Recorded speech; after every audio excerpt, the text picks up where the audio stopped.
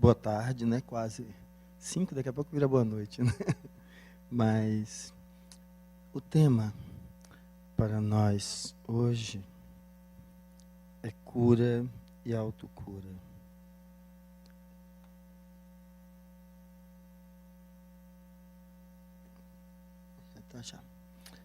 Hoje é sexta-feira santa, né? No nosso sincretismo religioso. Olha só, se o católico me vê chamando ele de sincretismo. Mas veja lá, falamos da morte do Cristo e dessa trajetória. Tem algo que é importante. Eu recebi uma mensagenzinha dessa do WhatsApp. Era fantástica a imagem. A imagem é assim, é um gatinho do lado direito e um coelho do lado esquerdo. E o gatinho vira pro gato, certo? O gatinho vira pro coelho e diz para ele, bota aí um ovinho de chocolate, vai. E aí ele diz, uma ova. Ou seja, veja só, coelho não bota ovo. E muito menos de chocolate. Mas como é vendida a imagem do tal do ovo de Páscoa, né? Ou seja, tudo aquilo, e quanto é movimentado em dinheiro no mercado por causa disso.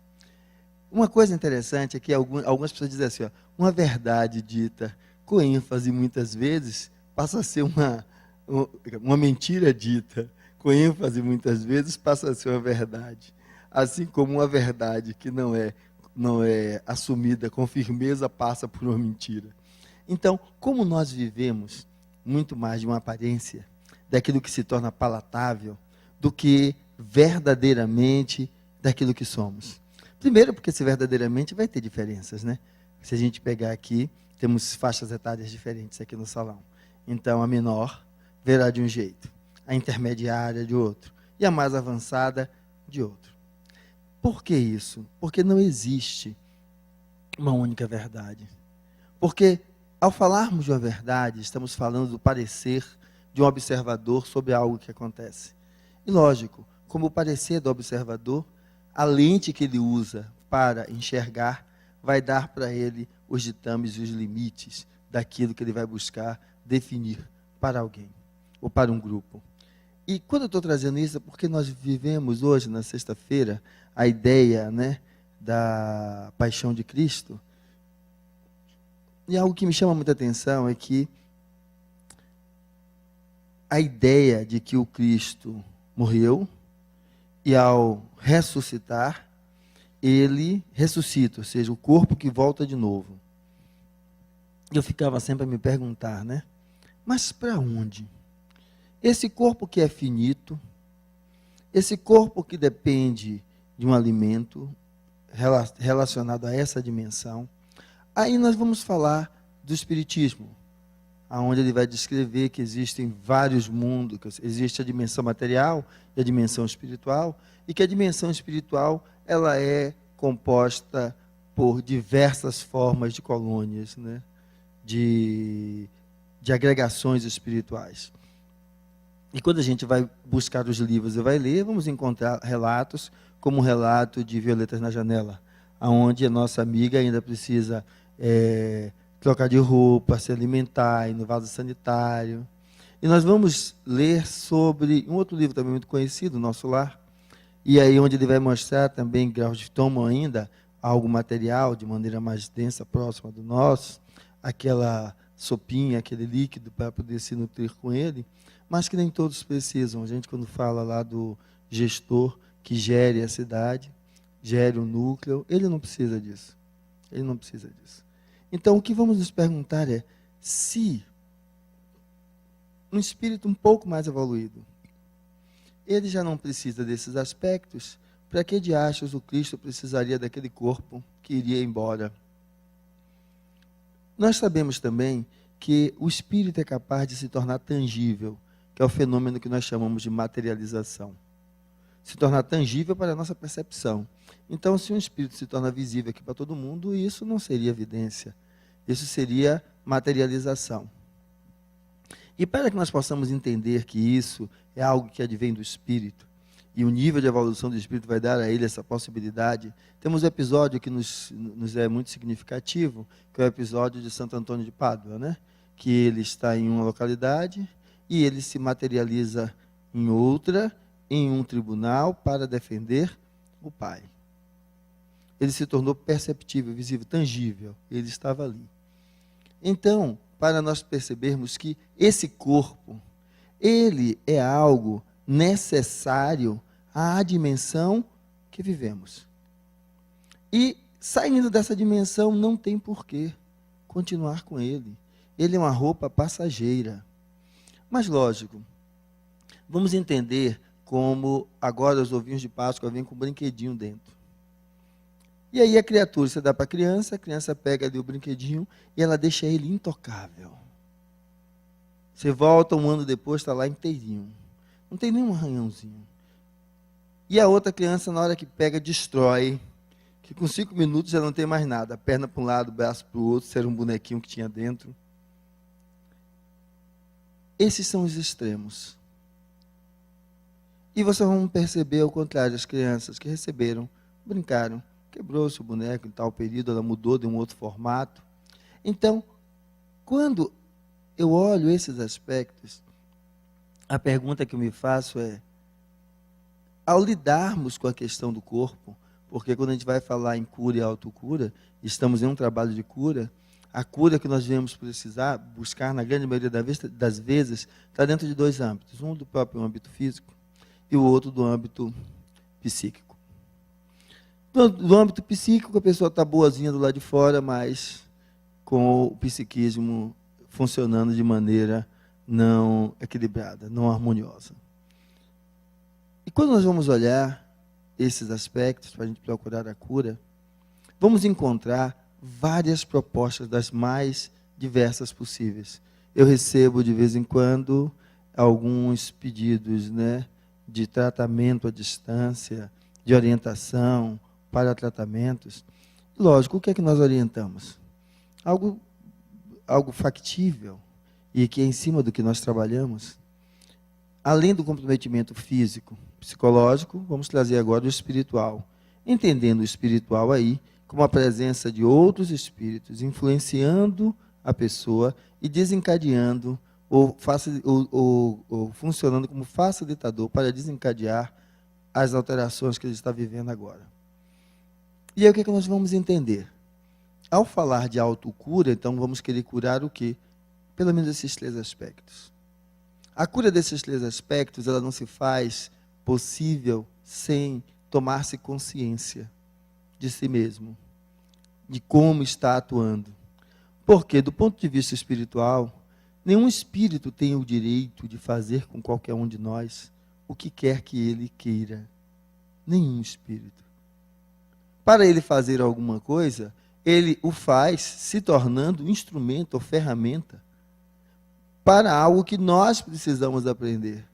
E como não aprendemos, iríamos passar por tal experiência e ele foi apenas uma ferramenta. Não exatamente que ele tenha feito, por mais que ele se vanglorie. Porque a vida é assim. Da mesma maneira, isso é para a gente entender, porque nós às vezes criamos alguns atavismos. Um deles é que Maria iria reencarnar através de mim, enquanto pai, e por algum motivo, na relação que eu tive, não pôde, aos 3 meses, morreu, antes de estar em condições de nascer. E aí vai se imaginar que Maria vai ficar ali grudada, esperando outra possibilidade, e se eu não me casar, não tiver uma relação com alguém que propicie ela voltar, ela vai ficar lá esquecida, porque não voltou. Não, a vida continua. E aí, naquela linguagem das crianças, ou dos mais jovens, adolescentes, a fila anda. Então, ela vai reencarnar? Vai. Com o quê? Com outro. Mas, Fernando, era com você? Não. Nós não temos nenhum laço que nos amarre definitivamente a ninguém, nem a nada. Os laços que nós temos é necessidade premente do espírito de, a cada passo que dá, fazer sua trajetória de sair da ignorância. É a ignorância que nos leva a ser como nós somos. Eu acho, às vezes, engraçado que minha filha, às vezes eu falo com ela algumas coisas, ela diz assim, eu pergunto, tá certo isso? Ela faz assim, não. E aí depois ela diz, mas eu não sei como fazer de outro jeito. Certo? Vamos entender o não sei, o não consigo fazer, como a ignorância. Então a vida vem para nos tirar da ignorância. E como? Não é mágico. A autocura não é uma pílula, não é um passe. A autocura é você perceber que, em verdade, todos nós somos espírito. E sendo espírito, é este elemento imortal que vai se utilizar de algumas formas de representação. Por nós, a mais conhecida do âmbito do que vamos defender como permanência da vida após a morte, não a morte, apenas continuidade de vida, é o que nós vamos chamar de perispírito, a forma como o elemento com o qual o espírito se reveste, se tornando perceptível por nós, fora da existência física. Ao encarnarmos, isso vai dar origem a um outro revestimento, que é o próprio corpo físico. Então, esta é a sequência que nós vamos ter de tudo isso. Só que por vezes nós esquecemos que nós somos espírito, e por vezes estamos falando como se eu busco a evolução do meu espírito. Eu busco a harmonia do meu espírito, sem entender que em linhas retrógradas, ou seja, eu não existo. Eu sou uma representação do que está aí. Desencarnado através do perispírito, que vai mudar a depender de onde eu estou, porque ele vai se constituir a partir de ditames iniciais do próprio espírito, e utilizando-se da matéria presente ali, ele vai ganhar então a sua textura, a sua forma. Por isso que ele muda em cada nível em que ele se encontra, porque a cada nível que o espírito está ali representado, esse perispírito tem uma densidade relativa ao local onde ele está ali se representando.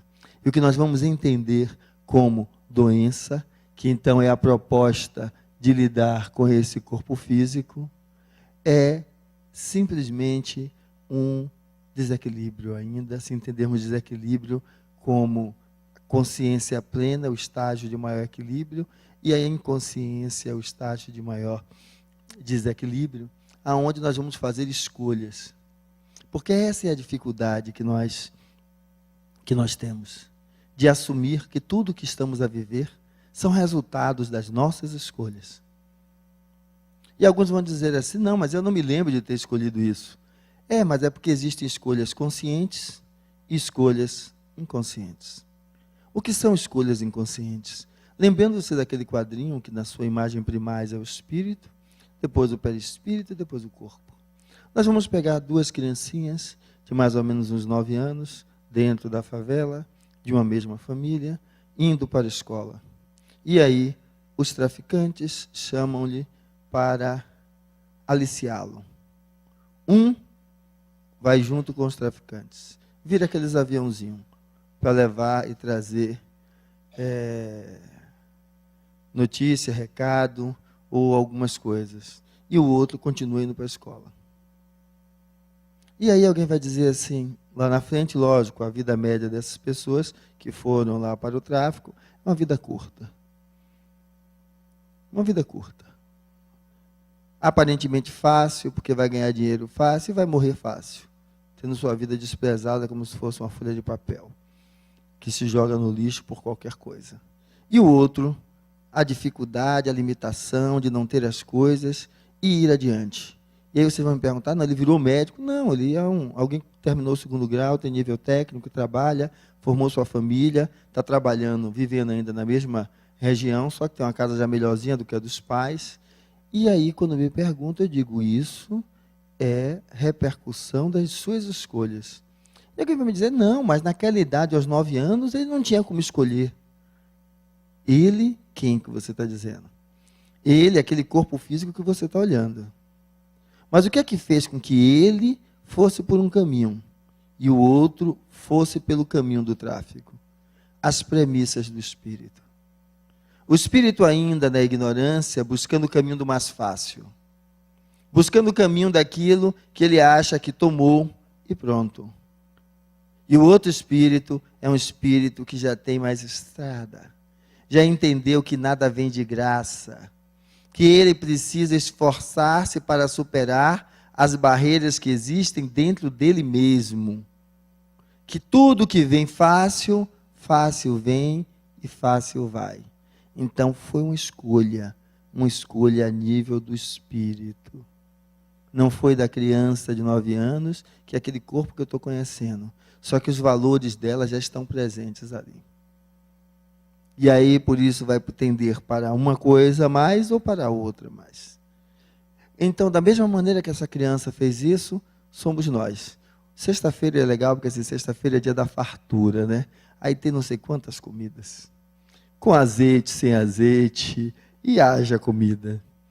Lógico, eu hoje fui, comi dois pratos e um pouquinho.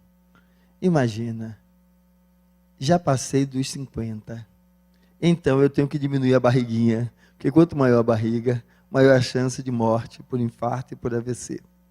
No momento que eu sei tudo isso e estou lá a comer, eu posso dizer, poxa, mas eu não estava lembrando disso. Mas estava. Mesmo que eu não tivesse trazido para a consciência, eu estava fazendo e lidando com a lei de compensação. Porque a lei de escolha que nós percebemos não é tão clara assim, como essa hipótese do ministério da reencarnação. Eu vou voltar. Então, assim, eu vou voltar com o corpo do capenga, que aí eu pago por isso, por aquilo outro. Não é tão simples assim. Na maioria das vezes, nós vamos olhar o túnel da vida e vamos escolher o sofrimento. A maioria de nós ainda está dentro dessa ótica, da escolha do sofrimento como forma de experiência de libertação. Aonde é que está o sofrimento?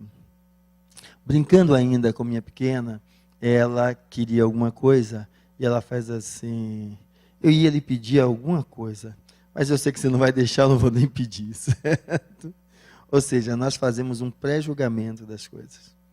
E esse pré-julgamento é que nos leva a essa condição da foto superior, como se estivesse em chamas sofrendo. O pré-julgamento é onde vamos colocar a culpa dentro dele.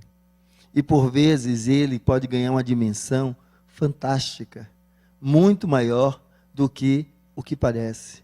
Porque às vezes a gente faz do momento que a gente está vivendo o determinante de toda a trajetória de vida que nós fazemos. A ideia da autocura é nós despertarmos e entender que por mais que isso se torne intenso, isso passa. E a vida continua. Nós já passamos por N situações, pois nós já encarnamos diversas vezes. Vamos morrer e reencarnar de novo. Então, tudo passa. Só não passa aquilo que nós integramos a nós quanto habilidade e aprendizado. O viver é isso, uma experiência de integração de saberes. Não o saber dentro do ponto de vista cognitivo, mas da experiência, da vivência, vamos colocar saber em sapiência. E aí, esse chamado é que nos pede para que a gente possa se tornar cada vez mais consciente. Então, se eu não consigo perceber que não dá para, num dia, me fartar de comida, sabendo que o excesso de tudo isso aumenta o colesterol, obstrui minhas veias, aumenta a chance de infarto, a chance de AVC, eu vou ficar esperando o quê? Que Chico Xavier apareça, me dê um passe, e aí vai tudo embora? Não. A ideia é que a gente amplie o olhar sobre nós mesmos, e aí nós passemos a ser pelo menos mais cautelosos. Porque a minha pequena de 9 anos, ainda dá para dizer assim, ó, ela diz, eu não sei, mas eu já pergunto para ela, mas vem cá, se você não estudar, o que é que você vai conseguir ser depois? É buscando chamá-la à consciência de que o que ela vai ser quando estiver maior e adulto, depende do que ela for plantando a partir de agora. Ela diz, pai, mas eu tenho preguiça, eu não quero estudar. Mas lógico, porque a autocura é nós superarmos esses elementos que tem dentro de nós. Porque na hora que eu vou lá almoçar e vou escolher normalmente as comidas mais calóricas, isso não é do nada. Lá atrás, na época das cavernas, não tinha comida, a gente tinha que sair e caçar. E lógico, você caçava e voltava para a caverna. Porque se você ficasse lá de fora, alguém lhe comia.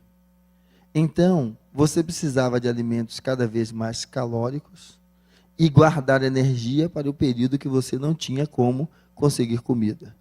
Essa é a premissa que tem dentro de nós. E então, justamente porque é que nós, é um dos motivos, a questão ela é mais complexa, múltipla, em que nós vamos optar sempre mais por esse tipo de alimento. Agora vai entrar aí a questão cultural? Vai, porque hoje a gente não precisa mais caçar. Basta chegar aqui no atacadão, atacarejo e comprar. Mas a gente precisa, então, se educar. Por quê? O Brasil teve um ganho de poder aquisitivo significativo na população mais miserável e pobre. E hoje começamos a ver um evento fantástico. Essa população obesa, porque melhorou o poder aquisitivo e aí melhora o valor, o poder de compra. E justamente vai comprar tudo que é porcaria. Em vez de constituir uma alimentação saudável, vai comprar um monte de biscoito recheado, cachorro quente, hambúrguer. Em vez de ganhar a consciência de que precisa melhorar aquilo que entra pela boca, pelo contrário. Pelo contrário. E aí vamos ver agora uma população obesa, que nós não tínhamos antes, e que isso só pode ser modificado como? Conscientizando quem? As crianças. Educando as crianças para uma alimentação saudável, estaremos ensinando ela a ampliar essa consciência. Para que elas possam construir uma vida melhor. E a gente vai dizer, mas Fernando, o que você disse, se essa criança fosse criada no meio de uma família que fosse vegetariana, não seria assim. Eu tenho algumas amigas de minhas filhas que são criadas mais ou menos assim, e ficam se torturando quando chega na festinha e vê as coisas e não pode comer. Fica doida para poder estar ali participando, porque é outra coisa que nós fazemos e erramos. Porque nós somos levados, impulsionados pela comuna, pelo grupo em que nós estamos. Então, vamos querer sempre copiar o comportamento do grupo, em vez de conseguir olhar-se como indivíduo e ver o que é mais adequado para si, e não se comportar como se fôssemos todos iguais. Esse olhar nos chama a necessidade de nos perceber espírito. E se perceber espírito, antes de mais nada, ele vai ser o elemento primordial da autocura. Ser espírita, que é essa condição, né, que o Kardec descreve, de acreditar, então, em Deus, na imortalidade da alma, nas vidas sucessivas, na reencarnação, são valores que vão estar pautando os pilares do Espiritismo. Contudo, de que adianta ser espírita e continuar do mesmo jeito? Porque se ser espírita bastasse, não teríamos coordenadores de centro espírita, presidente de centro espírita, na dimensão espiritual. Depois que desencarna, revoltados, obsessores ferrenhos, deformados perispiritualmente. Porque a questão não é um discurso. A questão que nós vamos chamar desse se perceber espírito é uma postura de vida. Porque quando vamos lidar com o aspecto de se libertar, e aí vamos tirar a palavra salvação para colocar a palavra libertação.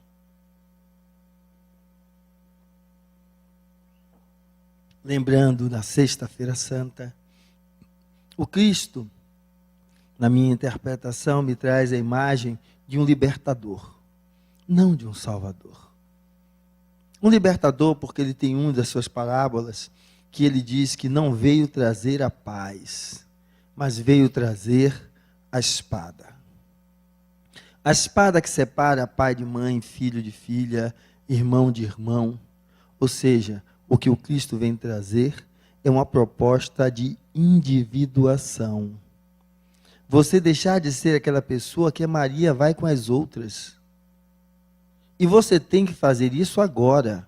para que na próxima encarnação, em vez de estar em uma família bem assistida, nascer mais numa família miserável, pobre da favela, e aos 9 anos, quando o traficante lhe chamar, você não ir para o caminho dele, você continuar indo para a escola, para construir uma outra vida.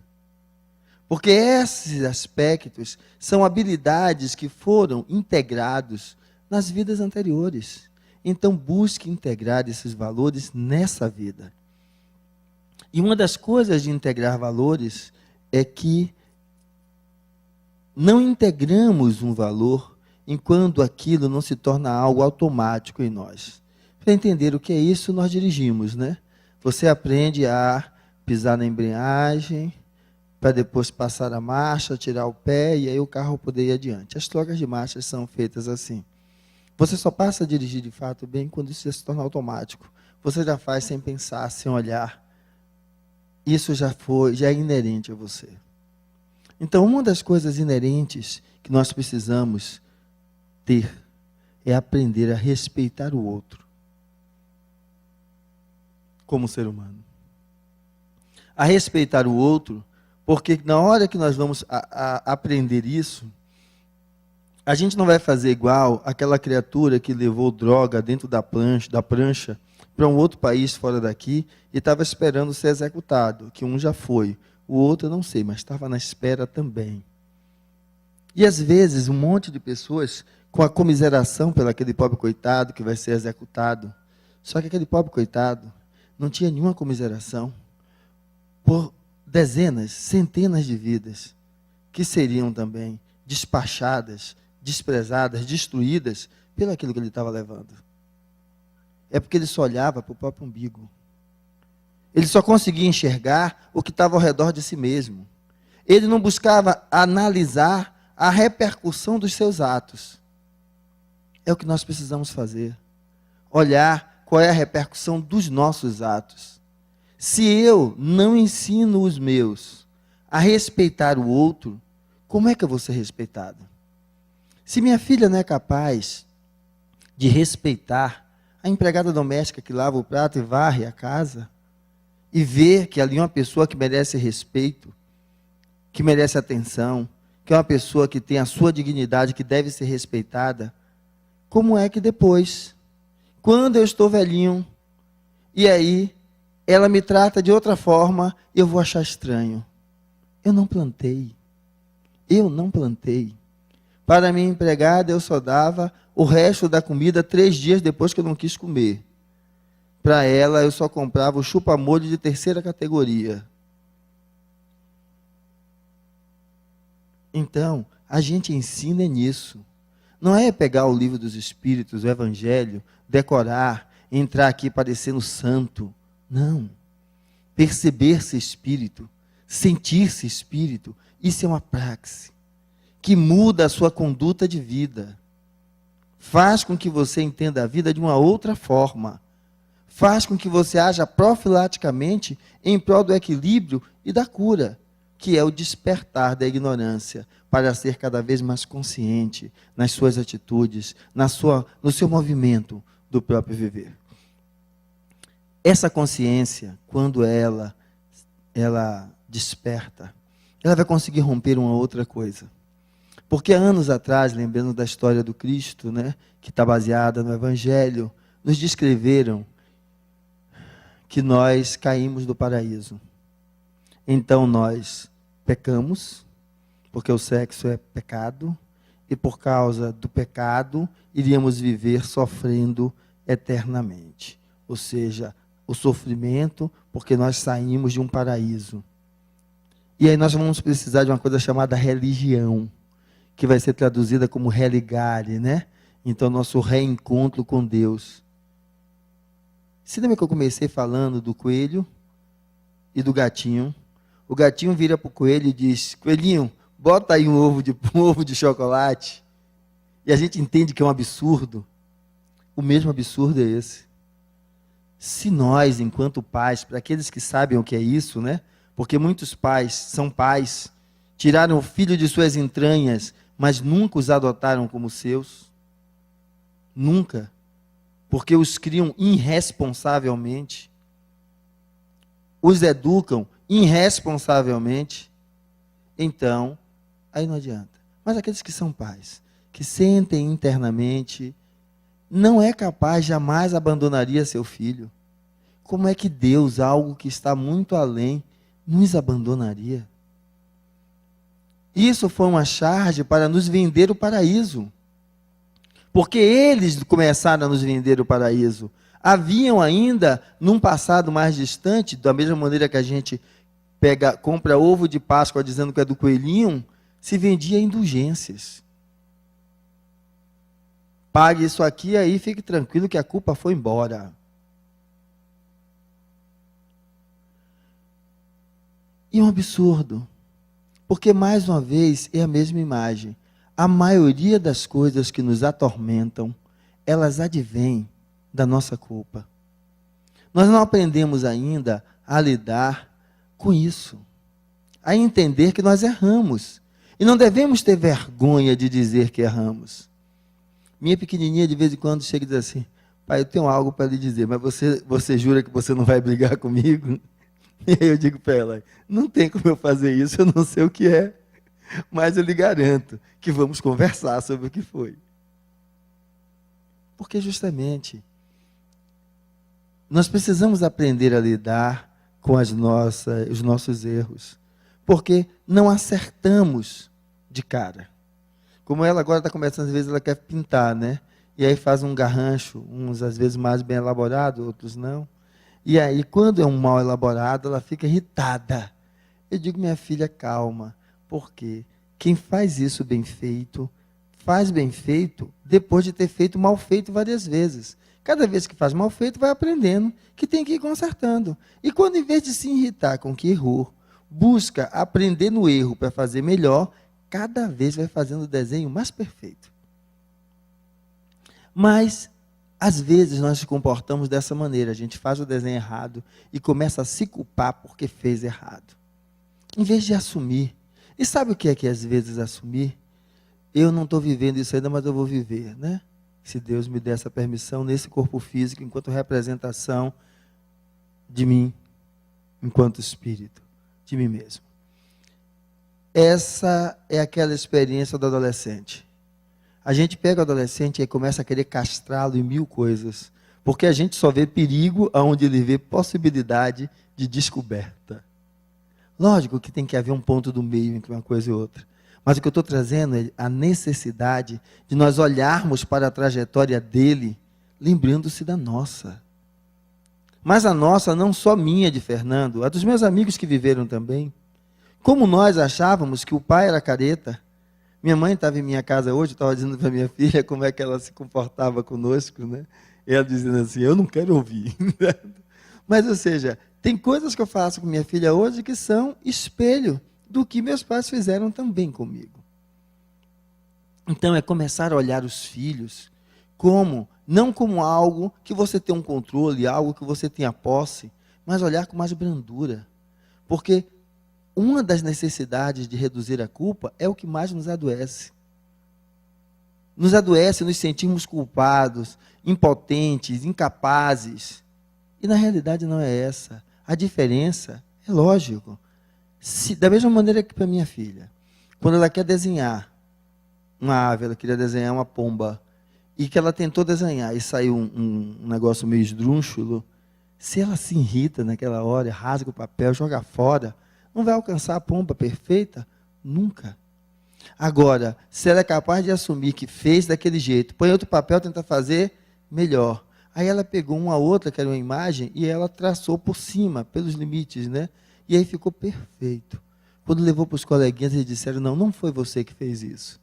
O que ela precisava dizer é: fui eu que fiz. Só que a técnica que eu usei foi essa. Eu contornei uma imagem que já existia. Todos eles entenderiam, então, que foi ela.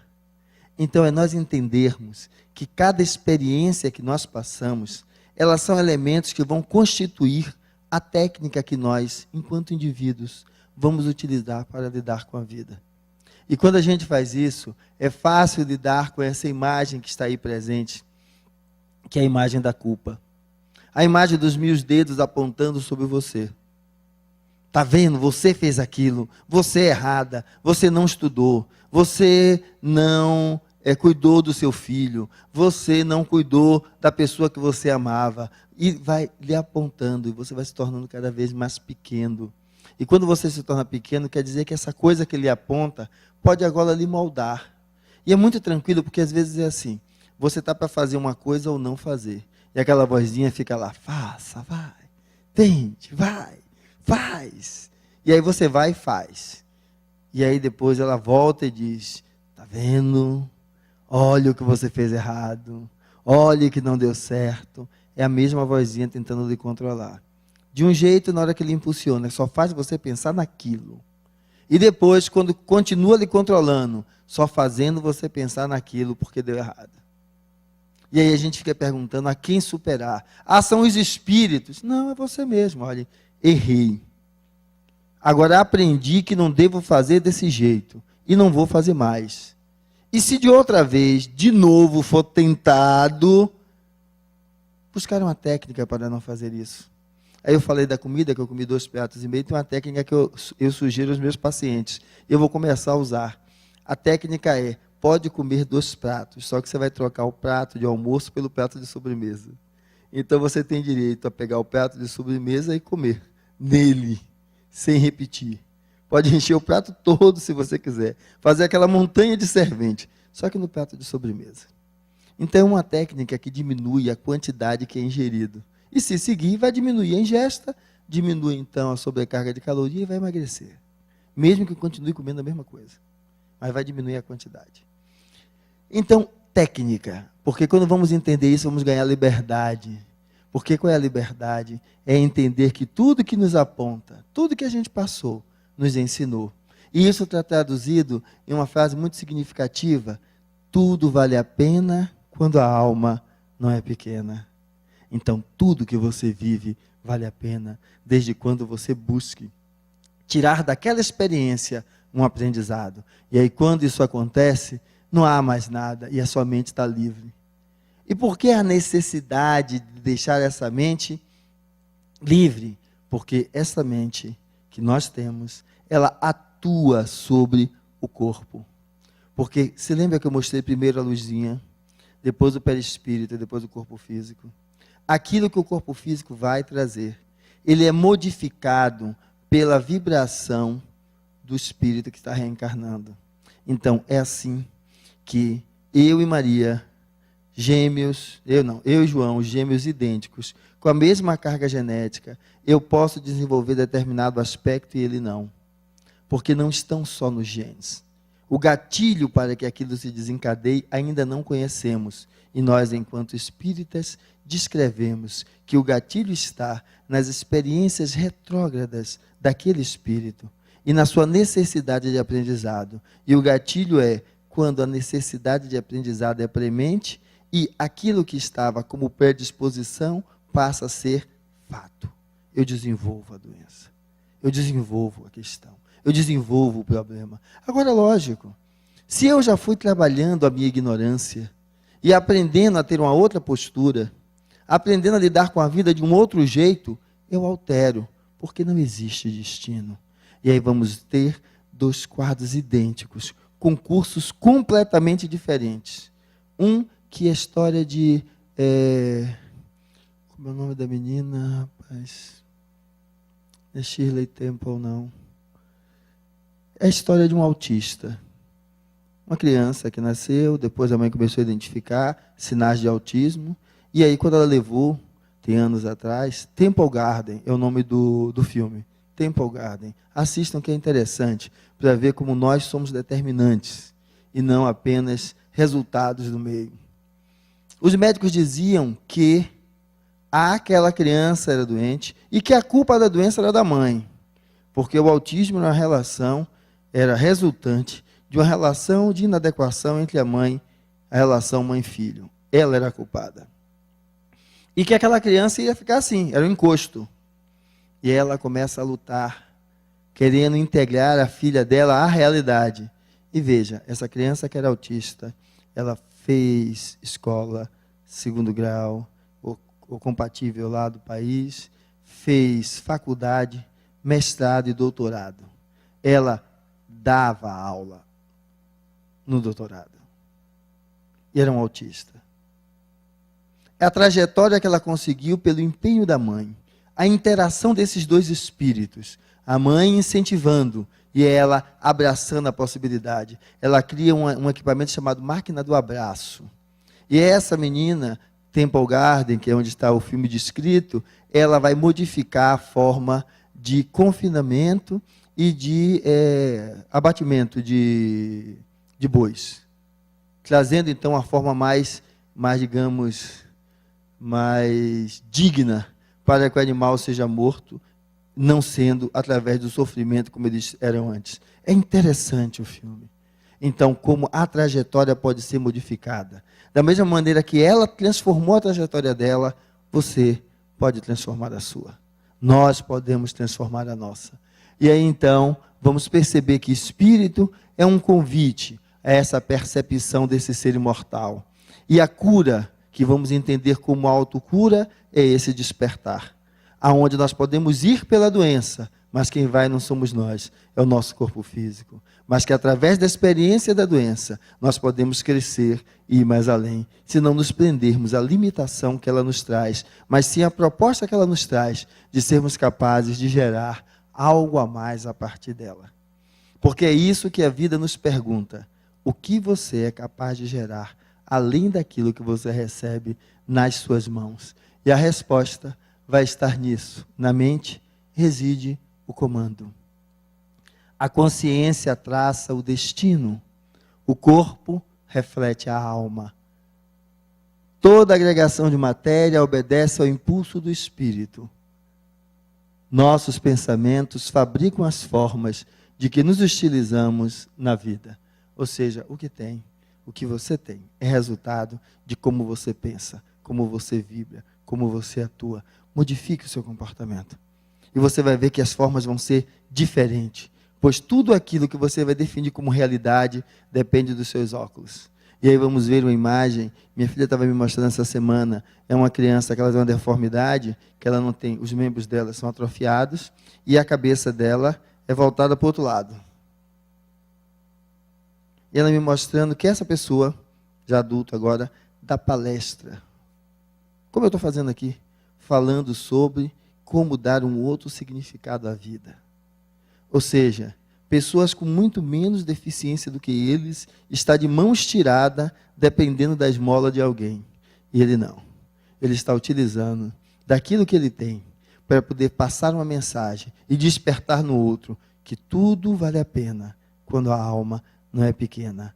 A meu ver, seria essa a fórmula da autocura que eu gostaria de trazer para vocês.